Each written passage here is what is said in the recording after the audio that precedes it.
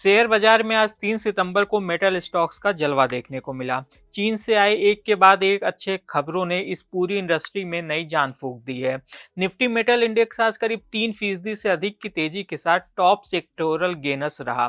Tata steel, steel authority of India और Jindal steel and power जैसी कंपनियों के शेयर 5 से 6% तक उछल गए। वहीं पर हिंदुस्तान कॉपर, नाल्को और वेल्सपन कॉर्पोरेशन के शेयरों में 3 से 5% तक की तेजी देखने को मिली।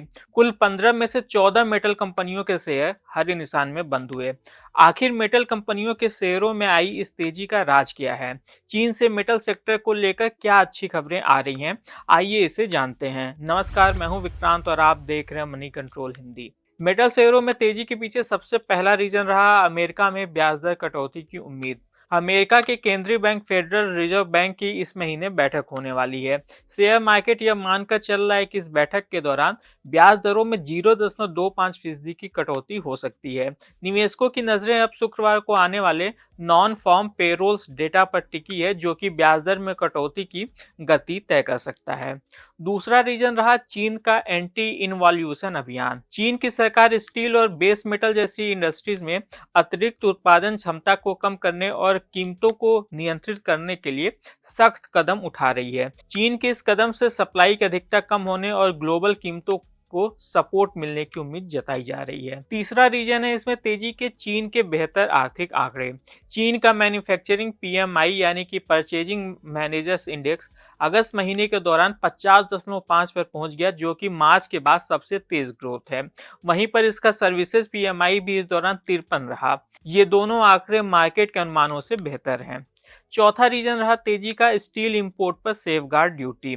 भारत के ट्रेड रेमेडीज डिपार्टमेंट ने विदेशों से स्टील आयात पर 3 साल की सेफगार्ड ड्यूटी लगाने की सिफारिश की है। इसमें पहले साल 12%, दूसरे साल 11.5% और तीसरे साल 11% का टैरिफ लगाने का प्रस्ताव शामिल है। इसके चलते भारत की स्टील कंपनियों को सुरक्षा मिलने और बाजार में स्थिरता आने की उम्मीद जगी है। पांचवा रीजन रहा तेजी का भारत चीन संबंधों में सुधार। भारत और चीन के बीच मधुर होते संबंधों से भी निवेशकों के सेंटीमेंट ऊपर जाते हुए दिखाई दे रहे हैं। ये थे वे 5 फैक्टर्स जिनके चलते मेटल कंपनियों के शेयरों में आज तेजी देखने को मिली। इसके अलावा कुछ मेटल कंपनियों के शेयर अपने बिजनेस अपडेट के चलते भी आज के कारोबार के दौरान फोकस में रहे।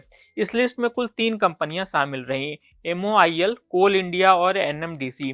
ये तीनों ही भारत सरकार के स्वामित्व वाली कंपनियां हैं। MOIL ने बताया कि अगस्त में उसका उत्पादन सालाना आधार पर 17% बढ़कर 1.45 लाख टन रहा। वहीं पर कोल इंडिया की अगस्त में कोयले की बिक्री 7.6% बढ़कर 5.67 लाख करोड़ टन रही। यह पिछले 4 महीनों के बाद पहली बार पॉजिटिव ग्रोथ थी। वहीं पर NMDC ने बताया कि कर्नाटक से बेहतर उत्पादन के चलते अगस्त में उसकी कुल बिक्री सालाना आधार पर 8% बढ़कर 33.9 लाख टन रही। आइए अब जानते हैं कि ग्लोबल ब्रोकरेज फर्म CLSA की इन मेटल कंपनियों को लेकर क्या राय है। CLSA ने कहा कि चीन ने कैलेंडर ईयर 2025 में अपनी स्टील उत्पादन क्षमता को 5 करोड़ टन तक घटाने का लक्ष्य रखा है। इसका मतलब है कि चीन अब साल के बाकी बचे महीनों के दौरान अपने उत्पादन में करीब 8.5% की कमी लाएगा। हालांकि इस साल के पहले 7 महीनों में ही चीन ने 2 करोड़ टन उत्पादन कम कर दिया है, लेकिन इसके बावजूद उसका एक्सपोर्ट रिकॉर्ड स्तर पर बना हुआ है।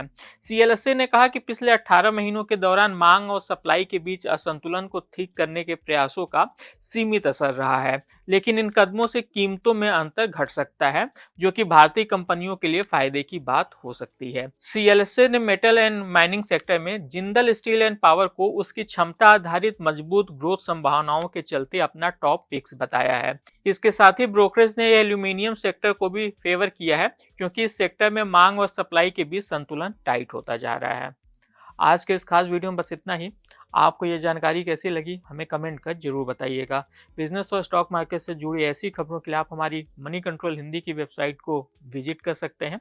इसके अलावा आप हमें यूट्यूब, फेसबुक, इंस्टाग्राम और एक्स यानी कि ट्विटर पर भी फॉलो कर सकते हैं। Thank you.